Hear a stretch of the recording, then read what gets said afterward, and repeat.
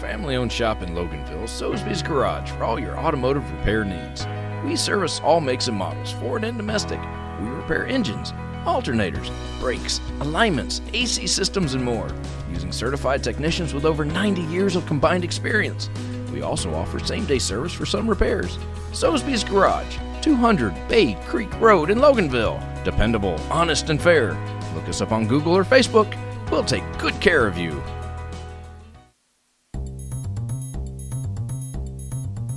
Broadcasting live from the Subaru of Gwinnett studio inside the Sonesta Gwinnett Place Atlanta Hotel. It's time for Case in Point, presented by Paradigm Security Services. We are the cornerstone of security in the Southeast.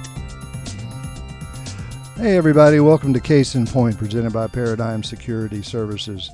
I'm your host, Rick Strawn, the president of Paradigm Security Services, and we're excited to be with you today on Business RadioX. We're coming to you from the Subaru of Gwinnett studio, located in the beautiful Sonesta Gwinnett Place Atlanta Hotel in Atlanta and Duluth, Georgia. Each week we plan to feature businesses and people from the Atlanta area, especially those that serve Gwinnett County. While all businesses have security concerns, not all are about physical security, and we'll touch on that and all related aspects of security through the course of each show. Our guest today is, I'm very pleased to have, and I know she comes with no introduction needed, is Chairman Charlotte Nash with the Gwinnett County Chair of the County Commission. And it is so good to have you here. It's great to be here, Rick. Thanks for having me. I tell you, I'm not going to go through my normal who is Charlotte Nash because I can't imagine anybody around here not knowing who you are. I know you've been in that office for a while now and have done a great job for the county. Well, thank you, Rick. It's been my pleasure, my honor to serve this community that I've called home all my life. Yeah, you have, and I for one hate to see you going because I'd like to see you carry it on, but I know that you're ready to move on and maybe take a little time with the hubby and just kind of relax for a while, which you haven't done in a long time. Looking forward to actually retiring. Yeah. I'll stay involved in some way, but I know you will. I'm looking forward to having lots of flexibility with my schedule. Well, that's something I know you don't have right now. No, but that's part of what I signed up for, so I'm not going to complain about that. That's the one thing I don't think I've ever heard you do, as long as I've known you, is complain about what you do. You truly put everything in it, and you love what you do. And like they say, you'll never work a day in your life if you love what you do. Well, Gwinnett County's been so good to me. How can you not love this community? Absolutely, best community in Georgia, without Amen. a doubt. Well, I want to talk about some of the issues that are going on in the county, and I guess the best place to start was we've had a lot of talk about water, and not like we don't have any right now. We got water running out to our ears right now with all this rain. But what's going on with the water situation with Lanier and just around our area? Well, I tell folks all the time, and it does seem counterintuitive with all the rain that we have enjoyed. Water is the most critical long-term issue for Gwinnett, and not just Gwinnett, but the entire metro area. We have we don't have ground resources of water in the area, so it's all surface water. Lake Lanier is a major, the primary source of water for much of the Atlanta area, and it's Gwinnett's sole source. So it's really important to us that lake be managed properly, that we have the proper allocation of water from the lake. We took some steps a long time ago to make sure that we're doing everything we can to make sure that we're conserving water. We've built a very expensive wastewater treatment facility, the F. Wayne Hill Water Resources Center. Which puts a lot of fresh, actually cleaner water back in the lake than it takes, You've been listening and learning. Yeah. It definitely does. I mean, we're really fortunate to get clean water from the lake, so we don't have as expensive production costs for our fresh water as some places do. However, you have to deal with what's left at the end of the cycle, so to speak. You've got to treat that, and the best way that we can deal with conservation of those precious water resources is to clean it up to the level that is necessary to return it to the Lake Lanier, and that's exactly what Gwinnett County is doing. Well, I can actually say myself and another individual in leadership were probably the last two. We were the only two in our class, but the last two that actually took a drink and drank out of the water that goes directly back into the lake after it's completely treated. And actually, it had zero taste. Most people don't realize that we not only at the F. Hill plant, we not only have one of the highest standards of plants for wastewater treatment. There's actually a freshwater production plant at the end of the train, so you're getting a double cleaning up of the effluent that comes out of that plant. And I would have been shocked if it had any kind of taste at all. I mean, everything's gone from totally it. Zero. That's right. Yeah, and both my friend and I were looking at it and thinking, let's do this. Well, we were the only two that volunteered. But I don't know about think they do that anymore. I don't know about you, but I swallowed a lot of Lake Lanier learning how to water ski. You know that's right. When you dive bomb and you forget to let go of the rope. Well, and the water is important, but one of the biggest issues that we talk about in Gwinnett right now is mobility. Sure. That's certainly a more visible problem for most folks. I travel the I-85 corridor more often than I would like to. One of the things that is probably something that most people wouldn't think about, but a lot of my role as commission chair is to represent the county in meetings that unfortunately many of them occur in downtown Atlanta. So traveling the I-85 corridor, I feel the same pain that so many of our residents do as they commute to work. Mobility is definitely a critical issue to us. We've been very fortunate that voters have been supportive of the special purpose local option sales tax. We've been able to invest in our road network, but we've still got lots that needs to be done. I-85 corridor, we've got a project going on with the State Department of Transportation to take a very in-depth look at I-85 and what are going to be the best steps to try to deal with much of the issues that we have on I-85. It's only going to get worse. With another 500,000 people headed to Gwinnett, the amount of truck traffic that we're going to see as a result of expansion of the port at Savannah, all of those kinds of things are not going to make it easier to move around. So we've got to continue working on the road network. And, of course, I also believe that we've got to provide transit options for folks that are interested in using those. Absolutely. I know my granddaughter, my older granddaughter, who is in her mid-20s, would be very interested in using transit for any kind of trips that she uses. She's much more adaptable with that, and I think we see that with many of the young adults. Well, I know you championed and did a tremendous job the last time around on the transportation issue and got what we got on the negotiated, got it on the ballot, which really in the long run I thought was a pretty good option. What do you see in the future as far as, I know it's coming back on, it's got to.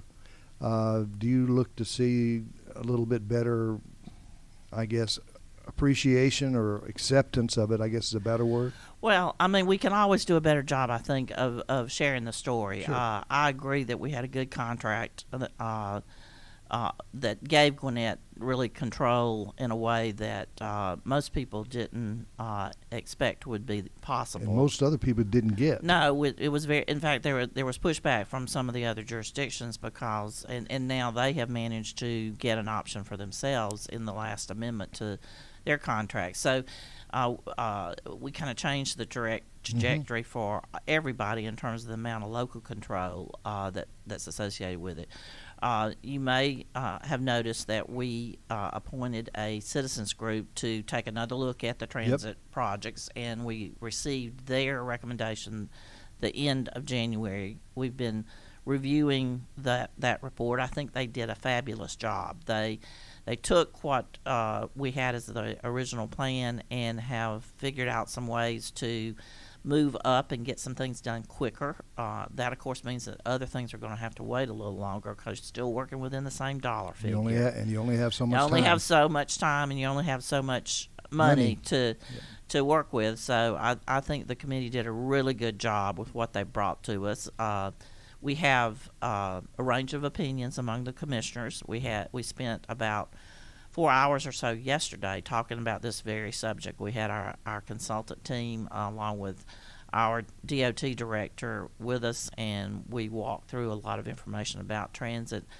We expect to do the same thing on the 26th of March, an extended several-hour period where we're going to be looking at specific projects and in more depth at the committee report. So we are working as a board to come to consensus about what the project list might look like for if we're moving forward on transit and ultimately calling a referendum. Do you know how it's going to look when it actually hits or have any, I know you don't know, but have any idea of how it's going to look when it actually hits the ballots?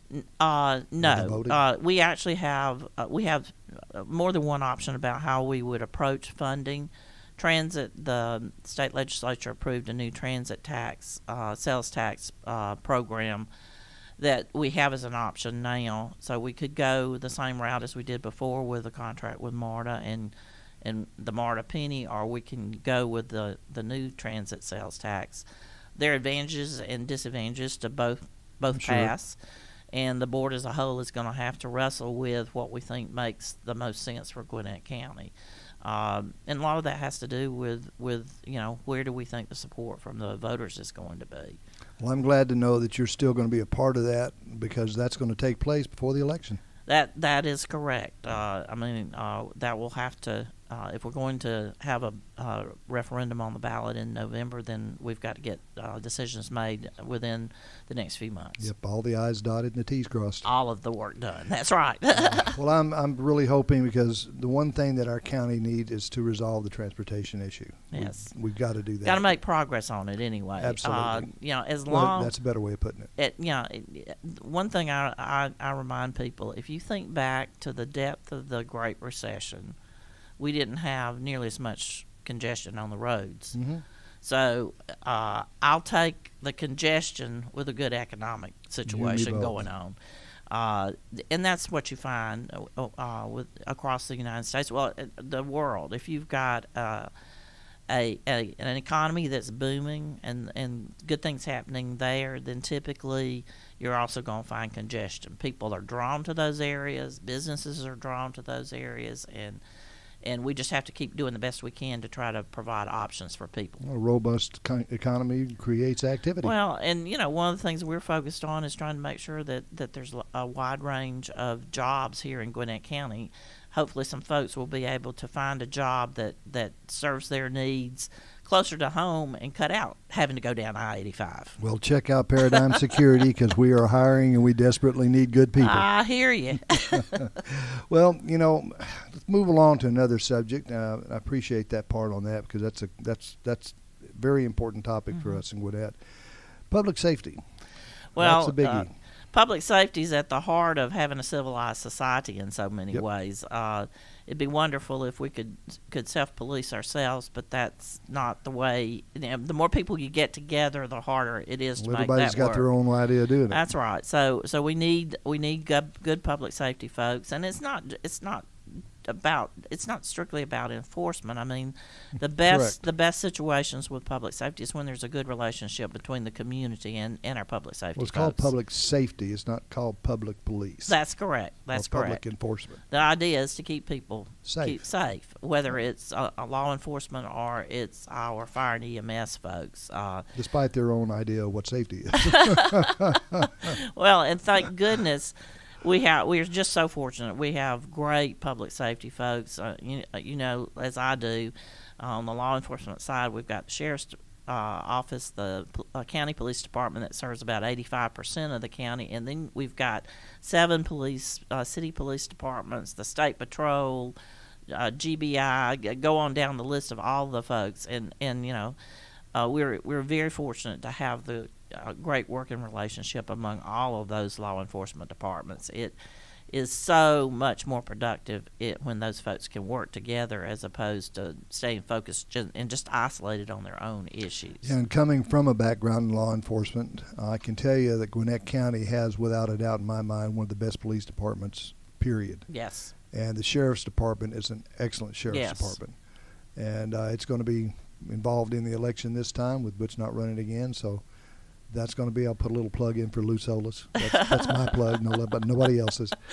We're fortunate to have we have a great tradition of good law enforcement in Gwinnett County, and most people don't know, but our county police department is the second largest full service police department in the state of Georgia. Yep.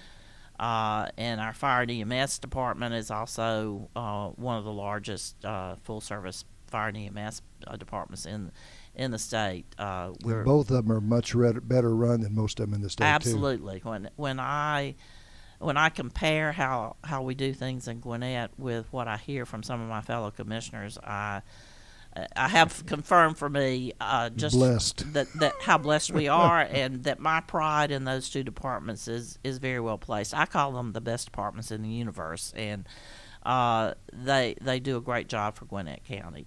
One of the challenges that we're already experiencing, just as you are having trouble hiring people in the security business, we're struggling with hiring and keeping enough good folks for both police and fire and EMS. The expectations continue to go up.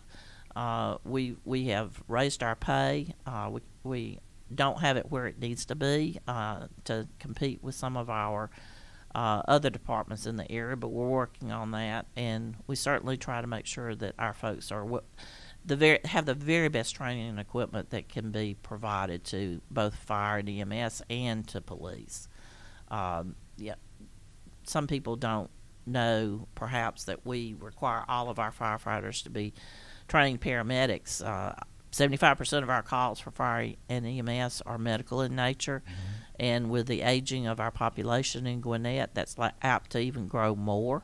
We've done a good job with prevention on the fire side, so part of it has to do with that prevention of fires that we've done a good job with, but the medical calls continue to be the major portion of the load that our fire and EMS folks are carrying. So we need everybody that's on a fire truck or a ambulance, either one, to be able to handle a medical emergency just like they can work appropriately at a fire scene. No, that is critical, and that's one thing I've noticed about Gwinnett County is they do that extra mile to get all that done, which is fantastic.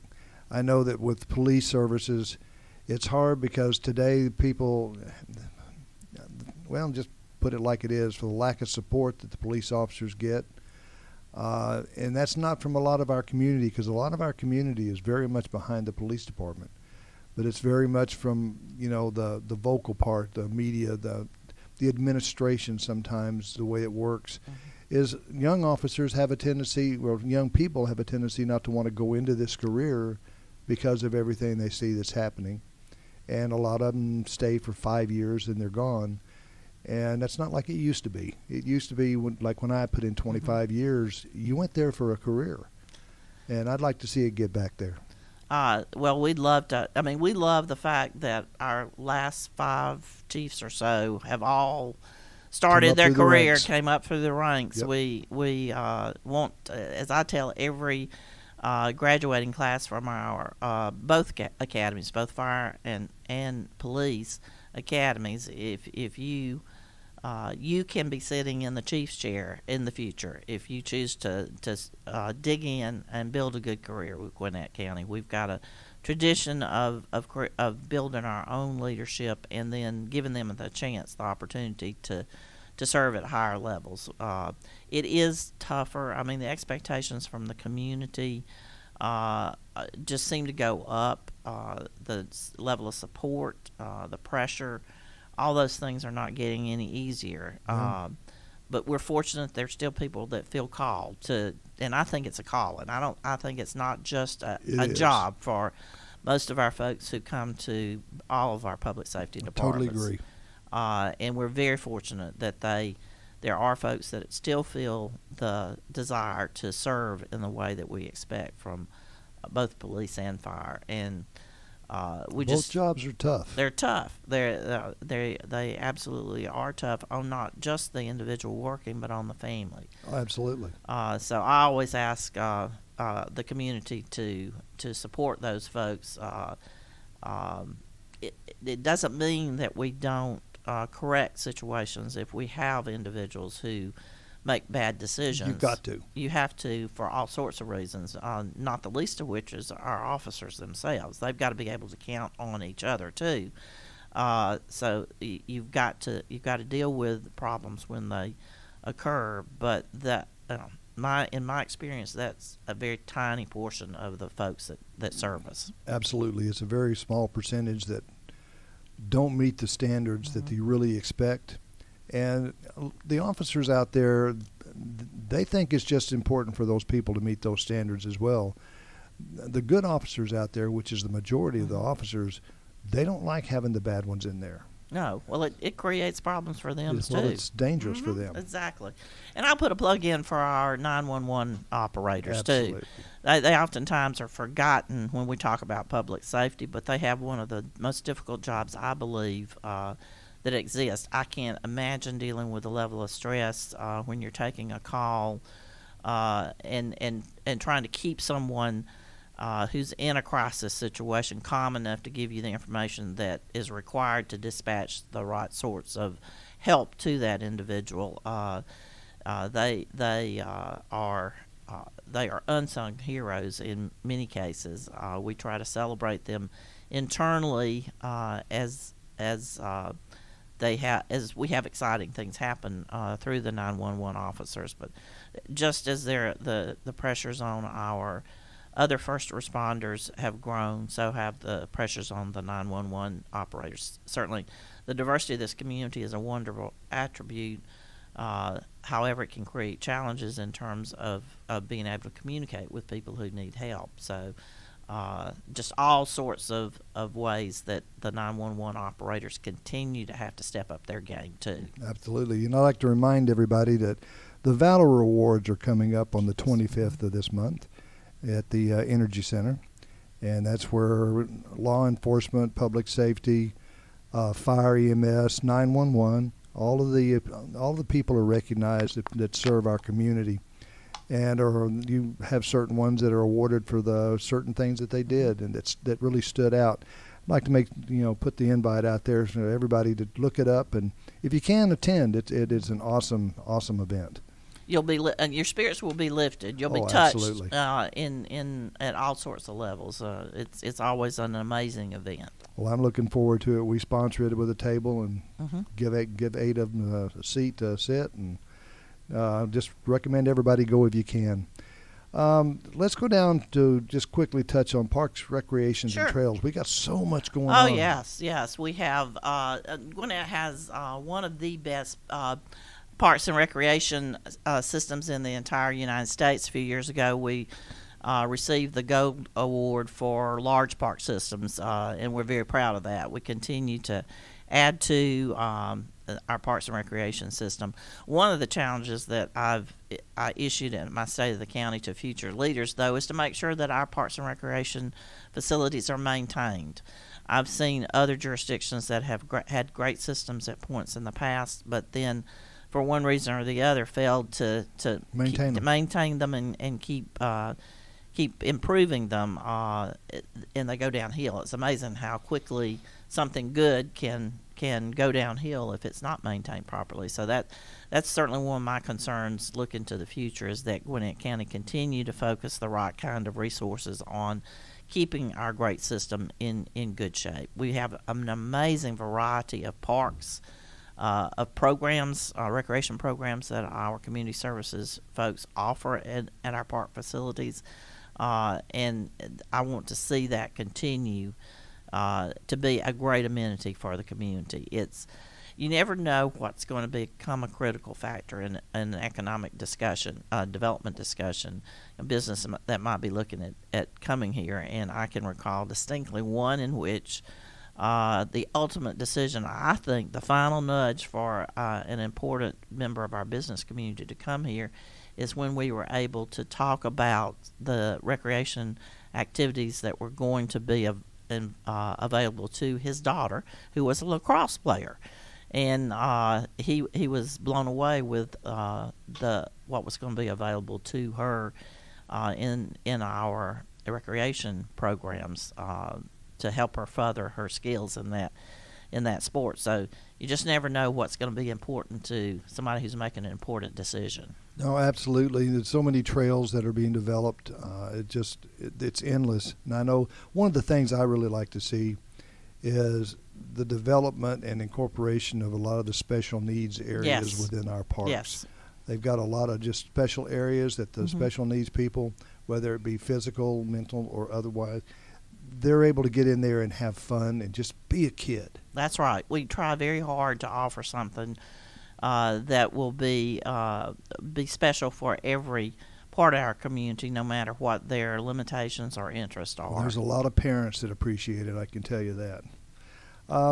Let's move over to core services and fiscal sustainability, because that kind of blends right in with the parks and recreation. Really. It does. And, of course, my background's in finance, so I can't ever get away from talking about the importance of making sure that we're fiscally responsible. Gwinnett has a long history of doing that. We've held the AAA bond rating from the three major bond rating agencies since 1997, kept it even through the depths of the Great Recession, when even the federal government was struggling with their credit rating. So that's a great measure that the community ought to be able to use to say Gwinnett County's well run, it's managed well from a financial standpoint. If you don't have appropriate resources, if you don't manage the dollars correctly, then all these other great amenities and services that we've been talking about they go away. I mean, if you don't have the dollars to support those, and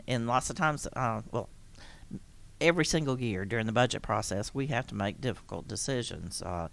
We don't want to raise our tax rates to the point that we are pricing people out of being in Gwinnett County just strictly on high tax costs. That's not the way but you we want to figure out approach how it. to get what you want for what you got. But we need to use the dollars that we are collecting from our residents as wisely as we possibly can, and make sure that we're giving good value for every dollar of taxes that people pay.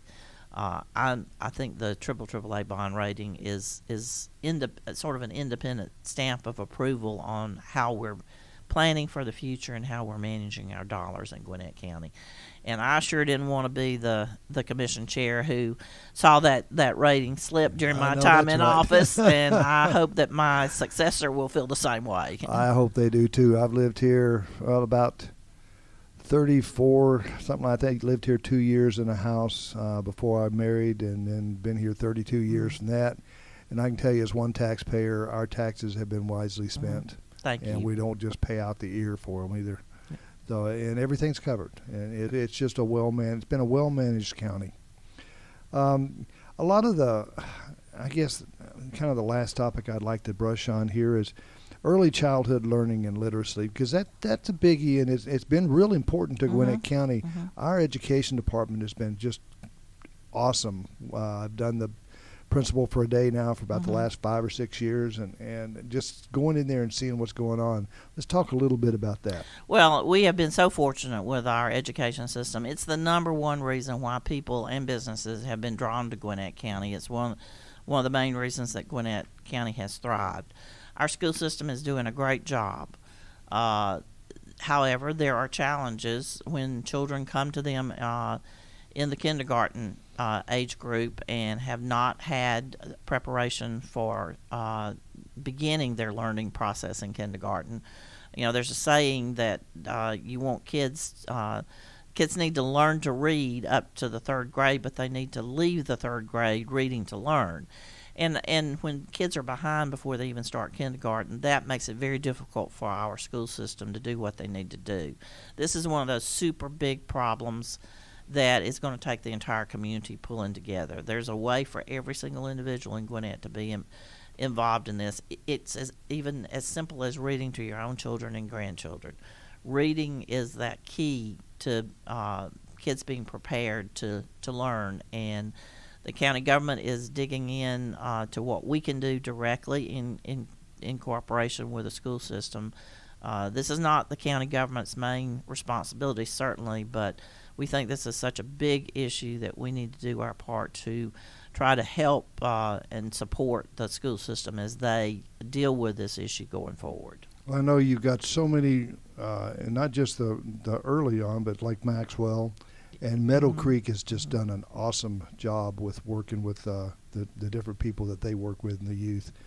That the focus that they put on actually helping these young people develop, and rather than indoctrinating them, and that you see so much talk about that, and a lot of it's true, but the fact of the way I've seen them work with them to just help them, like you say, learn to read and coming up there and then find the right stuff for them to look at after they reach that third grade, that it really teaches them something. It's been amazing to watch these kids.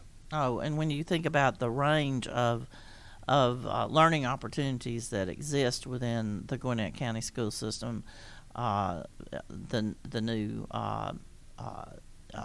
Paul Duke Tech School, the healthcare with the Bob McClure High School, and now the artificial intelligence aspect that the new high school named for Dr. Dan Sechinger. I'm twisted. My tongue is not getting twisted around that name correctly. All of the opportunities and the wide range that our school system is able to offer, it just blows my mind when I sit down and just look at a few of those. Well, I am truly blessed to have had my kids go through it. And we've got a lot of great places like Greater Atlanta Christian here in our county that does a good job as well. Oh, absolutely. We are so blessed with so much educational opportunity for kids in this in our county. Beaufort City Schools do a great job as well. Absolutely. We, from the pre-K all the way through a doctorate degree, you can get it right here in Gwinnett. Yep, and we got some great colleges too. So. Well, Charlotte, I appreciate it very much. It's been a pleasure. And as always, you're welcome anytime to come in here that you just want to sit down and chat for a while.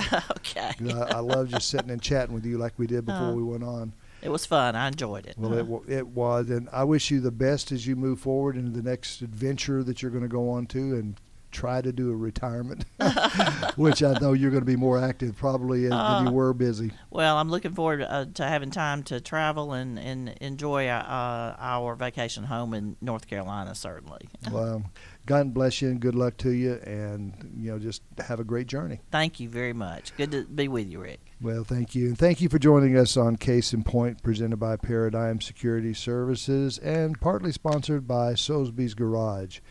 Check them out. Check John out, 678-825-2127 in Loganville. Well worth the drive to get your car fixed. That's Soulsby's Garage. It's family-owned, local automotive shop in Loganville. And remember that you can join us live every Wednesday at 11:30 in the morning, or you can listen to our show anytime you want by going to businessradiox.com, clicking on the Gwinnett Studio, and then click on, of course, Case in Point. Join us next week at 11:30 when we will talk with business leaders about their businesses and related security issues in today's world. Thanks again to my guest, Ms. Chairperson Charlotte Nash, and for our producer, Mike. And again, I am Rick Strawn, and remember, at Paradigm Security Services, we cover more than just your assets.